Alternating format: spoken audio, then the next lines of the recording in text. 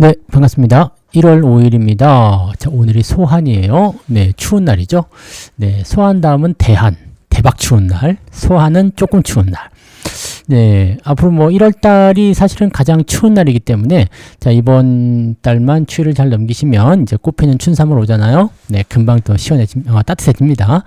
자, 증시 상황은 괜찮은 것 같아요. 다우지수는 0.6% 지난주 마감을 했고요. 나스닥은 조금 떨어졌죠. 0.03 떨어졌는데 기술주들의 움직임들이 좋았기 때문에 크게 문제가 될 것 같지는 않습니다. 자, S&P 500도 0.19 정도 올라가면서 마무리됐는데 대체적으로 다우지수가 좀 올라간 느낌이죠.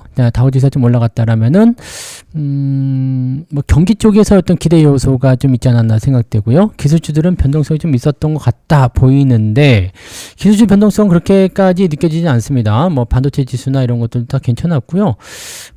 특별히 뭐 엔비디아나 이런 것들도 다 올랐죠. 그래서 실제로 문제될 것 같지 않습니다. 특히 반도체 지수 같은 경우는 4%나 올랐어요. 그래서 나스닥이 좀 떨어졌다고 해도 크게 문제될 것 같아 보이진 않습니다. 그런 정도로 조금 체크하시면 될 것 같고요. 뭐 이 정도면은 미국 증시 양호하다라고 보시겠죠. 물론 많이 올라왔다 보긴 좀 어렵겠습니다만 그래도 이 정도면 좀 양호했다 이렇게 볼 수 있겠습니다. 우리나라 증시가 계속 이어갈 수 있는 요소가 될 것 같아 보이고 한 가지 이제 부담 요인이 이제 베네수엘라 관련한 부분일 텐데 이쪽은 일단 뭐 단기적 충격으로 끝날 것 같다는 얘기가 있기 때문에 영향은 좀 제한적일 것이다라는 전망은 좀 있습니다만 약간의 부담 요소는 좀 생길 수 있을 것 같아 보입니다. 조금 더 자세하게 좀 알아보도록 하고요. 자, 오늘 뉴스로 들어가 보도록 합시다. 자, 이번 주 같은 경우는 일단 첫 번째가 CES입니다. CES 쪽에 눈이 쏠려 있다. 그 다음에 미국의 고용지표. 자, 경제지표 잠깐 살펴보시면은요, ISM에서 발표되는 이제 제조업 PMI 지표가 먼저 발표가 되죠. 비슷합니다. 크게 문제될 거 없고요. 그 다음에 비농업 부문에서 발표된 ADP 쪽에서 발표되는 비농업 부문 변동성인데 요거 개선되는 모습이 좀 있습니다. 요거 개선되면은 긍정적인 요소로 작용됩니다. PMI 지표 거의 비슷비슷하고요. 네. 그 다음에 이제 실업성 청구 건수는 조금 늘어나네요. 근데 19만 9천 건에서 21만 6천 건 큰 문제 없어 보이죠? 그리고 가장 중요한 게 실업률입니다. 실업률인데 4.6에서 4.5로 살짝 개선되는 걸로 나타나고 있습니다. 실업률이 개선되게 되면은 금리를 낮추지 않을 수도 있는 요소가 되긴 합니다만 경기는 좋아진다. 괜찮다. 이런 식으로 얘기가 될 수 있기 때문에 뭐 어느 쪽으로 봐야 될런지는 좀 더 두고 봐야 되겠습니다만 이 상태가 됐을 경우에는 다우지수가 올라가고 나스닥 지수가 조금 주춤하는 모습이 이해가 될 수 있는 요소가 된다. 이렇게 받아들이실 수 있을 것 같아 보입니다. 자, 다시 넘어가 볼게요. 그래서 이 고용지표에 대한 부분도 변수를 좀 가져가고 있다. 이 정도로 체크하시면 될 것 같고 국내 증시가 이번 주에는 방향성 탐색에 나설 것이다 라고 전망하고 있다는 것은 약간 주춤할 수도 있겠다라는 느낌이죠. 지난 주말에는 반도체 종목군들의 강한 상승을 통해서 주가 올라갔는데 이번 주도 비슷하지 않을까 생각됩니다. 일단 CES가 내일부터 시작이에요. 6일부터 9일까지 이번 주 꽉 채워가지고 진행되는 거란 말이죠. 그래서 이 CES 2026에서 발표되는 부분들이 인공지능 AI, 그 다음에 로봇, 모빌리티 이런 기술 기업들의 성장 스토리가 진행됐을 경우에 이쪽으로 그냥 관심이 확 몰릴 수 있거든요. 여기다가 이제 삼성전자 실적 발표 이런 것들이 이제 기대 요소들을 크게 작용하고 있기 때문에 아마도 추가 상승에 대한 기대 요소가 분명히 있을 것 같다 보여지긴 합니다. 여기다가 지금 보면은 고용 보고서에 대한 부분들인데 고용 둔화의 신호를 보이는지 여부가 관건이다. 고용 지표가 약화되게 나오면 추가 금리 인하 기대감이 있을 수 있는데 고용 지표가 지금 우리가 확인한 바에 의하면 나쁘지 않을 것 같다 보여지죠. 자, 그래서 나쁘지 않다라면 금리 인하에 대한 기대감은 좀 꺾일 수 있어요. 그래서 약간은 이제 기술적이게 불리한 요소가 될 수는 있겠다라고 보시면 되겠습니다. 뭐 그런 정도인데 뭐 특별한 건 없고요. 그 다음에 뭐 바이오 쪽에 대한 이벤트도 좀 있죠. 바이오 쪽에 대한 뭐 그 논문 발표인가요? 뭐 그쪽에 대한 학회 그런 것도 좀 있는 것 같아서 그런 부분도 좀 있고요. JP 모건 헬스케어 컨퍼런스 이거죠. 그래서 이쪽 부분도 이제 중소형주도 좀 올라가거나 바이오 쪽도 좀 움직일 가능성도 좀 있다라고 볼 수 있는 요소가 됐는데 이번 주는 뭐 특별하게 볼만한 내용은 없지 않겠나 판단되긴 합니다. 그래서 경제 지표도 잠잠하고요. 크게 문제될 건 없고 얼마나 더 빠르게 반도체가 움직여 줄 것이냐, 이게 핵심이 될 것 같습니다. 그래서 반도체 쪽으로 한번 넘어가 볼게요. 삼성전자하고 하이닉스, 호황의 소부장의 낙수 효과. 자, 삼성전자하고 하이닉스가 지금 공급 부족 현상에 시달리다 보니까 공장을 많이 늘려야 되겠다. 설비 투자, 장비 갖고 와! 이렇게 얘기를 해버리는 거죠. 그러다 보니까 테스가 이제 급등했어요. 반도체 쪽 종목도 이야기 드렸지만 테스가 하이닉스하고 계약하면서 급등이 됐고요. DIT라든지 IST, 그 다음에 ST, 뭐 다 T냐? 아무튼 이런 TTT 종목군들이 일단 수주를 통해서 주가가 상승했다라고 되어 있습니다. 반도체하고 소부장이 아주 그냥 강하게 달리는 모습인 거죠. 자, 삼성전자와 SK하이닉스가 올해 사상 최대 실적을 달성할 것으로 기대되고 있는데 이렇게 되면서 반도체 초호황 슈퍼사이클이 올 것이다. 그래서 소부장 기업들도 잇따라 수주 계약을 체결하면서 실질적으로 소부장 쪽에게도 낙수 효과가 일어나고 있다라고 되어 있습니다. 자, 테스가 이제 공급 계약을 체결하면서 주가 상승하는 모습들. 자, 요거는 이제 지난 주에 그 종목 진단에서 설명을 좀 드렸던 내용이고요. 자, 근데 다른 소부장 기업들 DIT, IST, ST. ST가 삼성전자에 드디어 납품을 좀 하기 시작하네요. 요거 장비 쪽이 HPSP하고 약간 대결 구도를 가지고 있거든요. 아직까지는 뭐 HPSP가 더 유사하다고 볼 수 있겠습니다만 ST가 이렇게 치고 들어왔다는 거, 거의 독점적인 부분을 균열을 내고 있다는 부분에선 ST도 높게 평가할 부분은 좀 있겠죠. 아무튼 뭐 그런 시기이고요. 대형 메모리 업체들의 수주가 앞으로도 계속될 것이다라는 기대감 이렇게 나오면서 이제 야 이거 사자, 얘네들 돈 번다, 이렇게 나오는 모습이죠. 자, 보통은 이제 대형주가 올라가고 그 뒤를 따라서 중소형주가 막 치고 올라가는 모습이 나타나면서 중소형들의 수익률이 더 커지는 상황이죠. 보통은 대형주들은 상승의 제한이 있잖아요. 보통 7%, 10% 이렇게 올라가면, 대형주가 10% 올라가면 미쳐버렸다 이런 얘기 됐지만 중소형주 10% 올라가면 이거밖에 안 돼! 이렇게 얘기를 하기 때문에 보통은 중소형주들이 더 많이 오릅니다. 그래서 우리가 매매 포인트를 잡으시려면 대형주, 삼성전자, 하이닉스보다는 중소형주, 소부장 쪽에 공략하시는 편이 수익률 측면에서 조금 더 유리할 수 있습니다. 근데 안정적으로 뭐 변동성이 좀 있을 거 아니에요. 올라갔다 내려갔다 하면 변동성이 좀 생길 수 있으니까 그런 부분들을 감안해가지고 조금 안정적으로 가야 되겠다 생각하시는 분들은 대형주 쪽 뭐 포지션을 좀 잡는 것도 괜찮겠죠. 근데 지금 반도체 종목군들이 매수하기는 조금 애매한 구간들이 많아요. 물론 이제 추가적으로 상승할 수 있는 요소들이 분명히 있습니다. 뭐 하이닉스 목표 주가가 83만원에서 90만원으로 상향 조정됐다. 삼성전자 목표 주가를 17만원에서 20만원으로 20만전자가 나와버렸네요. 20만원으로 올려잡았다, 이렇게들 얘기 나오고 있어가지고요. 대형주들이 이렇게 계속 강세를 보이겠다라고 한다라면 한 60% 더 올라간다는 얘기잖아요. 그러니까 이렇게 돼버리게 되면은 주가 상승 요소가 상당히 클 수 있겠죠. 근데 여기서 잘 보세요. 지금 하이닉스가 66만 원인데 90만 원이다. 그럼 50% 정도가 좀 안 되죠. 한 40%좀 되죠. 근데 삼성전자는 지금 12만 원에서 20만 원까지 간다. 그럼 이것도 얼마나 되는 거예요? 이거는 50%가 넘죠. 12만 원에서 6만 원 올라가면 50%니까 18만 원 되면 50%니까요.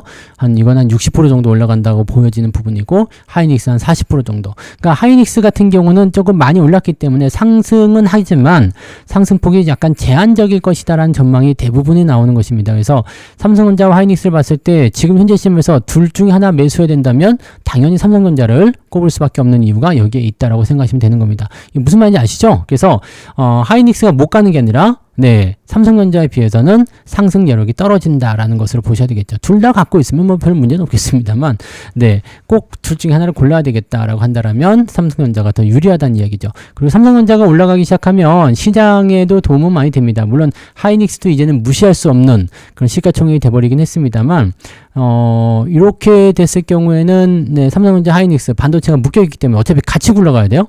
뭐 일각에서 예전에 뭐 하이닉스가 삼성전자를 뭐 앞질러 가지고 시총 1위로 올라갈 것이다, 뭐 이런 이상한 얘기도 들렸었는데, 반도체 업황으로 엮여있는 이상은 절대로 하이닉스가 삼성전자를 따라잡기는 어렵습니다. 그래서 그런 부분들도 좀 체크를 좀 하셔야 될 것 같아요. 그리고 삼성전자는 반도체만 있는 게 아니잖아요. 네, 그리고 여러 가지가 같이 있기 때문에 실질적으로 그런 부분들 좀 어렵다고 보셔야 되는 거고, 삼성전자가 그냥 계속 처박히고요, 떨어지고 뭐 이상한 악재를 통해서 떨어지고 하이닉스가 올라간다 그러면 모르겠지만 그런 거 아니라면, 네, 근데 뭐 악재가 나올 만한 게 별로 없죠. 삼성전자에 대한 기대감은 워낙 단단하기 때문에 아마도 네, 당분간은 여러분들이 삼성전자가 1등에서 내려올 일은 없을 거다라고 생각하시면 될 것 같아요. 우리나라에서 가장 먼저 1000조 원 돌파하는 종목이 되지 않을까? 그 생각되는데요. 네, 1000조 원까지 얼마 남지도 않았어요. 그래서 20만 원까지 가면은 한 1200조 정도까지 가는 거잖아요.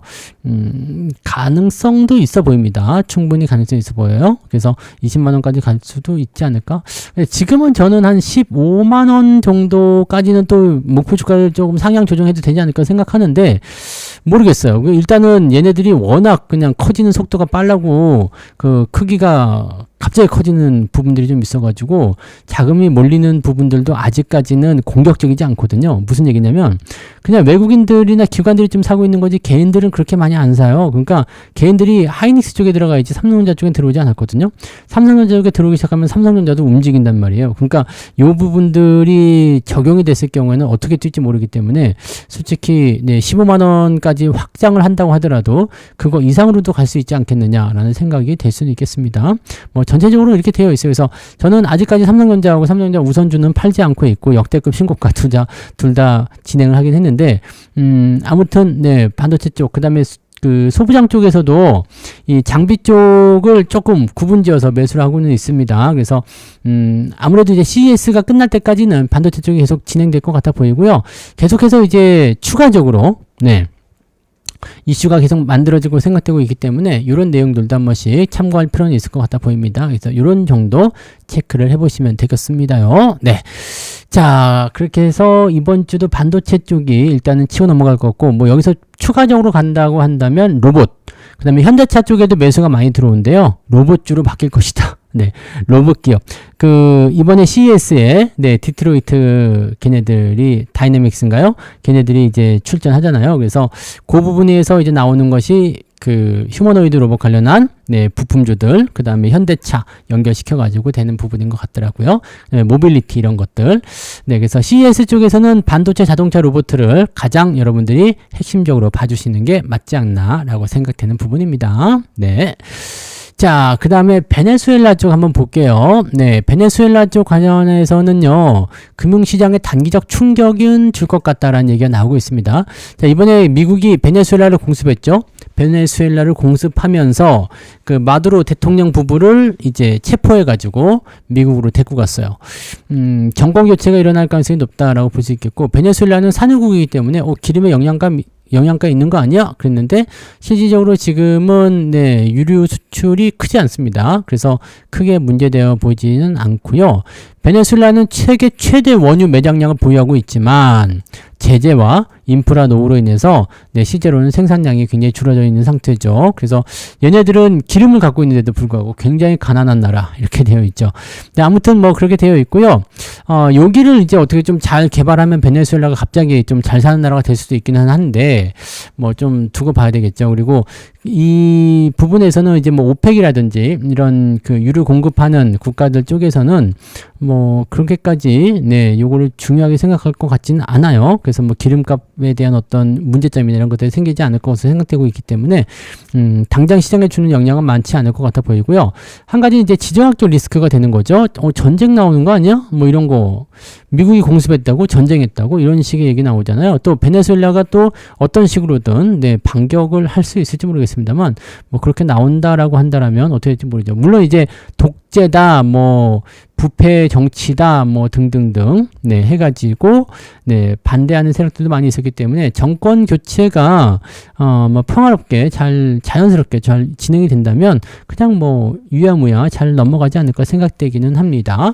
일단은 뭐 그런 식으로 생각하시면 될 것 같고 일단 뭐 군사 행동에 대한 부분들이 뭐 전방으로 번지거나 그럴 것 같지는 않아요. 그래서 당장에는 뭐 어떤 이슈적인 요소가 나타날 수 있겠습니다만 우리가 예전에 러시아하고 우크라이나 전쟁에 대한 부분들 때문에 살짝 네, 긴장하는 부분 좀 있지만 미국하고 베네수엘라는 이게 체급 자체나 이제 상황 자체가 좀 다르죠. 그래서 그거는 네, 뭐 그렇게까지 크게 번질 것 같지는 않습니다. 그리고 베네수엘라를 통해서 나타나는 어떤 물가 인상 이런 것들도 별로 없을 것 같고요.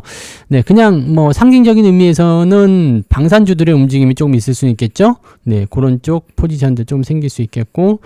유가가 움직일 것 같지는 않아요. 그리고 뭐 전쟁이 일어난다라는 어떤 부담 요소는 별로 없기 때문에요. 실질적으로 뭐 잠깐 흔들린다거나 뭐 그런 모습은 있을 수 있겠어도요.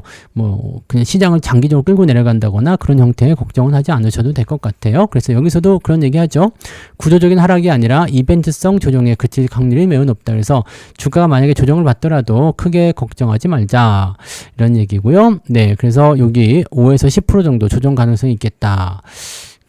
지금 분위기로 봐서는 조정을 할 것 같아 보이지가 않습니다. 그리고 다른 종목들이 내려간다고 하더라도 실질적으로 뭐 삼성전자나 이런 하이닉스 반도체 종목군들이 올라가 버리게 되면 크게 문제될 것 같지는 않거든요. 그래서 글쎄요, 뭐 이렇게 특별하게 네, 애매할 것 같지는 않습니다. 그래서 뭐 만약에 기름 파동이 일어난다거나 뭐 이런 식으로 문제가 좀 커지게 되면 상황이 좀 달라질 수 있겠습니다만 전혀 그럴 게 없을 것 같아 보이는 거죠. 그래서 그 내용들 한번 참고하시면 될 것 같습니다. 뭐 특이사항은 없을 것 같아요. 그래서 이번 주 장세는 일단 반도체, 로봇, 자동차가 끌고 넘어가면서 CES가 이번 주를 꽉 채우고 있기 때문에 거기에 대한 기대 요소만 좀 보면서 가시면 되지 않을까 보여집니다.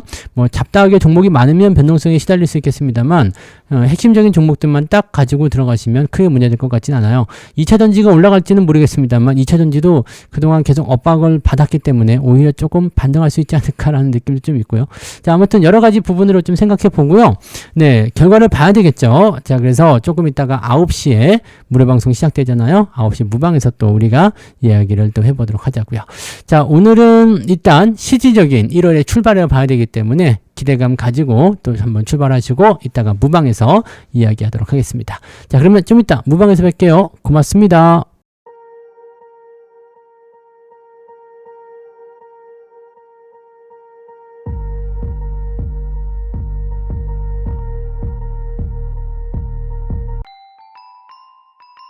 본 방송에서 제공되는 모든 정보는 투자 판단의 참고 자료이며 투자의 최종 책임은 본 방송을 이용하는 본인에게 있습니다.